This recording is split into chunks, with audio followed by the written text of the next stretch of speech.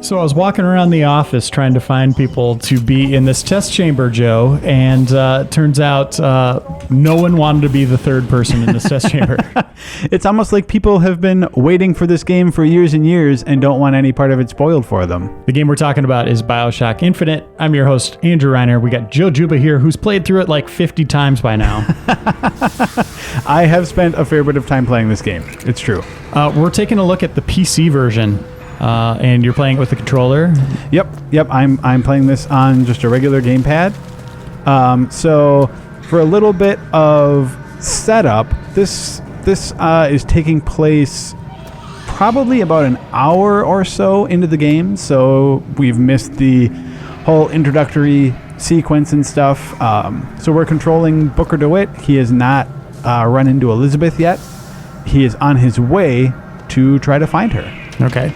So that's what's going on story-wise. And number of spoilers we might run into here just for people watching. I mean, like I said, it's super early, so anything about the game that would be spoilery is not happening yet. Except for that bottle of perfume. Yeah, except for there's a bottle of perfume and some dudes with beards. Wow, dude, look at that beard again. So this is kind of interesting. John Wilkes Booth being immortalized in a big statue. It turns out that he's got bird crap all over him. Yeah. Turns out that the people of Colombia are pretty racist. Oof. Oh, hey guy. And you got a pretty sweet gun? Yeah, I got a machine gun, got some grenades. That's a power called Devil's Kiss. You just throw fire at people? Yep, it's like little fire grenades. Oh, I love the name of it, Devil's Kiss. Yeah, and the other power I've got right now is Possession. I'm switching those in the lower left-hand corner there. So, man, there's just so much to talk about in this game in so little time. But just keep going. What we've got here, there are things called salts, which is basically like your mana. And unlike previous Bioshock games, you do not have like an amount of like needles, like you don't stockpile health packs in this game. When we find that salt, it just is an instant refill. So you found Gandalf's audio log there. Yep. So we can play that. It's from Comstock. Okay. Columbia gave unto the founders the tools to build a new Eden. They did so without hesitation. And in the first Bioshock, it was kind of sectioned off. Characters kind of had their own levels, you know, the bad guys, so to speak. Yeah. Same kind of setup here to a degree, or is it more open? It's more setup. I want to show this. So John Wilkes Booth as like some hero shooting Abraham Lincoln. Jeez. I mean, the racism, like, there are so many different facets to the story in this. Like, I mean, there's a sort of racist, a sort of political angle to it, a religious angle to it. There's a lot of interesting stuff. Anyway, so I would say that the breaks are they feel more like chapters than like discrete areas with the particular bosses and stuff. Gotcha. You know, like I'm trying to think. Someone's got to shut a window, by the way. There's too many birds in here. Yeah, there's a lot of birds all over the place. Here's another interesting example of some of that where you got these religious guys, and they sort of revere the founding fathers of America as these sort of, you know, religious figures. Let's see how this goes for them. Joe! Okay, look, for We're one, just listening to a speech. Yeah, we're gonna go get lunch after that. Yeah, they're bad people. Don't worry about what I'm doing to them. The melee in this game, we have to get into the light. The melee, remember how satisfying the wrench was in the original Bioshock? Oh, yes. It's even more in this game because instead of a wrench, you have your skyline hook. I better get out of there. So, like... Whoa, what the heck just happened there? So you also have... So how I was saying that instead of having... instead of having health packs, you actually have like a Halo-style shield. Oh, okay. I thought it was like your monocle breaking or something. So that's what that yellow business is all about. Whoop. I'm a pro, guys. There we go. Nice. I'm trying to get one of the cool execution animations to happen, but it's not going on.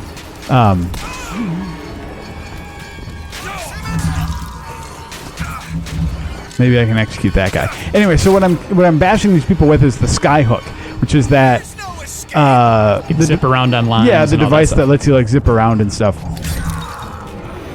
Okay, well, I blew it.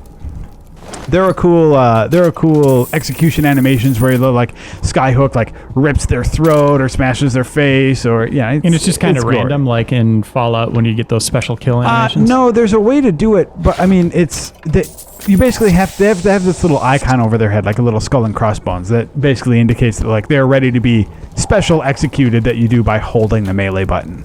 But I just Gandalf wasn't getting that. Sorry, I like that guy a lot. Exactly. So. Emancipating the Negro from. Whoa. So. Why was that changing? So that's the thing. From his daily bread. From You can. What? So when you pick these up, you pick which one you want. So Okay. it's, I'll take shields in this case. Yellow juice. work from wealthy patrons who sponsor Yeah. them from cradle to grave. From clothing Oh, and Man, right. the art design is incredible. Yeah, I mean, unfortunately, we're inside. Pretty soon, we'll get back outside, and we can sort of see. Does it have the same kind of haze and atmospherics on console as it does PC? Well, they try. The PC version definitely just looks better in terms of lighting and graphics and stuff like that. Also, the screen tearing and frame rate and stuff is just going to be better. But the console version still, like, they're not ugly games, obviously, by any stretch. Sometimes, and this holds true in the PC version too, sometimes the textures, like, too bad. There are some, if you see like fruit baskets and stuff early in the game,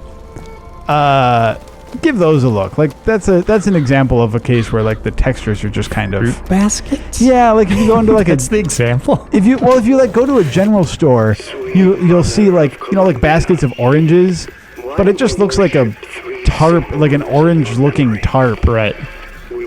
that's been laid over like a dead body or something. It's lumpy. I like that explanation.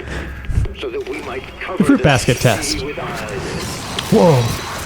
All right, so that's a swarm of crows eating someone. Murder of crows. Yeah. Literally. Okay. And then... So this is another... In the original Bioshock, you were able to like lay those cyclone traps. Like, it's a power that when you put it on the ground. Anyway, you can do that with all of the powers in this game. Basically, have a sort of trap mode. So now we get Murder of Crows. That's a hell of a thing. It's a hell of a thing. Oh, don't drink it. So awesome things happen to you when you drink those things. So like crows.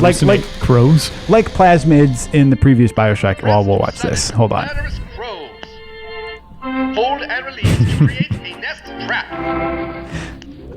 Nice. So yeah, so like previous Bioshocks, once you get a power, you just have it to use, and then and you're limited by your mana, and that's about it. So instead of Circus of Values, we now have a guy named Dollar Bill,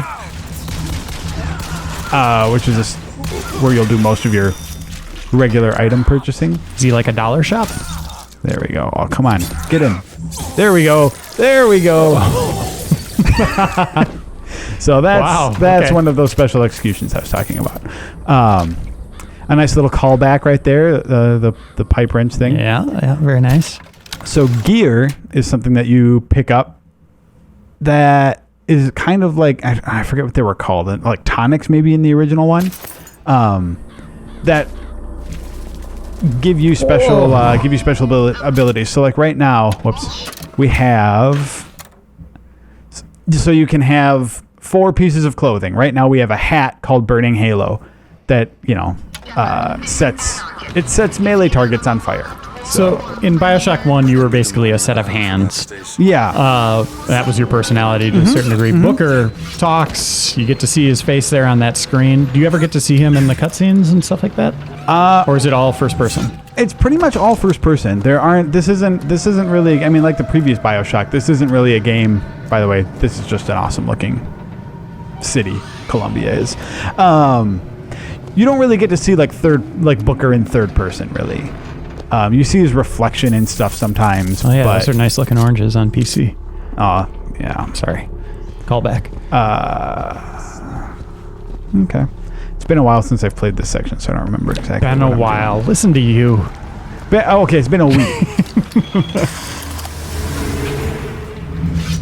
It's also Man, they great. They explain the Skyhook as being kind of magnetized. Oh, okay, this is awesome. So because I had that hat equipped, he started on fire. Did you like swipe him with your head? Like nod on him or something? What you're getting a little too specific on how the powers work. That's something I was asking basically is like you get all these cool gadgets and stuff and you get to see his hand kind of get feathers on it like a crow. Yeah. It'd be cool to be able to see your character, what's actually happened to your full character model, but I guess that's left to the imagination. So. Yeah, okay. You don't really get a sense for that. You can carry 2 weapons at a time. Right now I've got a pistol and a machine gun. There's not unlike the previous Bioshock, there's not like a weapon wheel. So you kind of have to pick and choose as you're going along, like what weapons you want to take into particular encounters. That's interesting. However, for those plasmid powers, there is a wheel. Gotcha. So you can access any of those at any time. So here's Dollar Bill instead of Circus of Values. We're not going to sit around and wait for him to say his catchphrase, but I like his hair. It's like Wolverine. So there's that, and then you can also buy.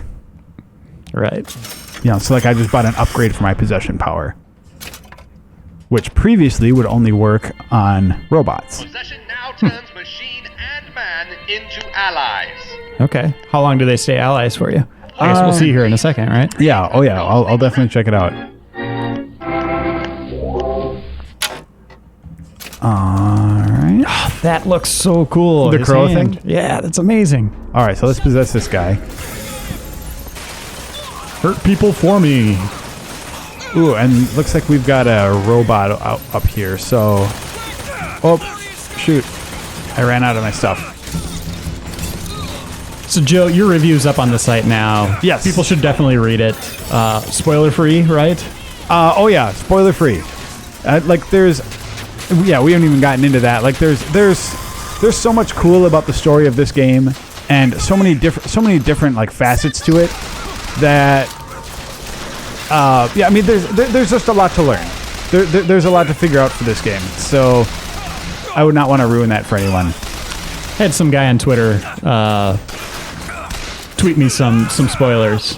Oh yeah, And just some jerk. yeah. That's like there is That's no just excuse mean. for that. Like what do you even get out of that Yeah. except ruining it for someone?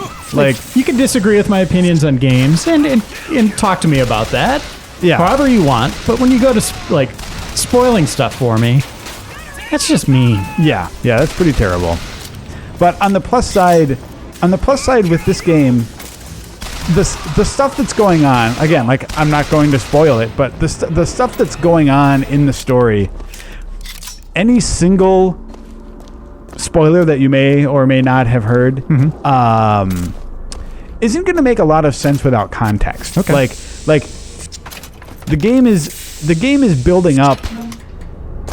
It's building up several threads at once, and only when all of those threads really come together do you really get the full picture. So You're making me feel better, Joe. you might I have appreciate that. you might have a little piece, but you don't have the full picture. There's Wow, not. stop here for a sec. You can keep talking. I just want to look around here. Yeah. Clouds look great. You've got to go. Ooh, what's going on over there? It looks like a party. To the island by means of the skyline. The skylines, huh? Those things them. So what you're saying is the threads. There's a lot of threads. Yeah. And- So even if you know one thing, get like part of the fun of the story is the journey to it, and not even necessarily the information. Wouldn't it be great if you just saw Ratchet sliding along the top of one of those at one point? So yeah, this is me. This is trucking along on the Skyline system. It's awesome. I'm going to do that again, just because this isn't a game where you need to worry about like falling to your death or something. Like, if I'm like, okay, there's something over here. There was something that we could jump off on. Maybe I missed it again. Those spinning blades. So it's like, we went too far, so you can just flip and do a reversal. Oh wow. And it gives you sort of brakes so that you can control what's going on. This is what we missed. Whoa! So you can just hop off. Man, that firepower is really is really helpful. There we go. I know it's not necessarily fair to compare this to, Columbia to Rapture, but how does it stand up as a world? And did you feel the same kind of allure of, man, I can't wait to see what's next? Yeah, I mean, actually, all right. So there are sort of two kind of sides to that. One of them is Rapture was like, the way you handle a new location, I think, is one of the innovations that Bioshock had. So, like, part of what made Rapture cool wasn't only the fact that it was Rapture, but also just like the method in which you were learning about it and exploring and stuff that, was new to a lot of console gamers. So that sort of novelty is gone if you've played Bioshock with Columbia, because like it uses a lot of the same sort of storytelling mechanisms, like there's blood on the wall and someone left an audio recording and stuff like that. With that being said, I think Columbia is actually a more nuanced setting than Rapture. I feel like there's just more going on. I mean, like I was saying about the sort of like, there's the political, there's the religious, there's the sort of racial undertones of this city. There's just a lot more varied threads, which, I mean, as cool as Andrew Ryan's sort of, utopia was, it was a little more one note thematically, I think, than Columbia is. Whoa. Also, the machine gun is awesome. If you're looking for a weapon to stick with, I recommend the machine gun. What does that sign say? Closed off limits. Okay. I ended up using the machine gun a lot, the shotgun a lot, and the rifle a lot. So let's see, lots of things like this going on. Like cool bits of floating things. Well, like cool. Like I guess what I mean is like cool bits of technology. For being in the game is set in 1912, and yet there's like some hovercraft. There are robotic horses running around and stuff like that. So it's it's different. Walt Disney would have loved this place. Now I need to figure out where I'm supposed to be going again. Well, I don't think we need to see any more, Joe. I think there we go. That's pretty complete. And read Joe's review. He won't spoil anything, or so he says. Thanks for watching, everyone. This looks like a no-brainer. Just go play this immediately. It looks awesome. Absolutely. This is one of the best games I have ever played. And we'll see you soon in another episode of Test Chamber.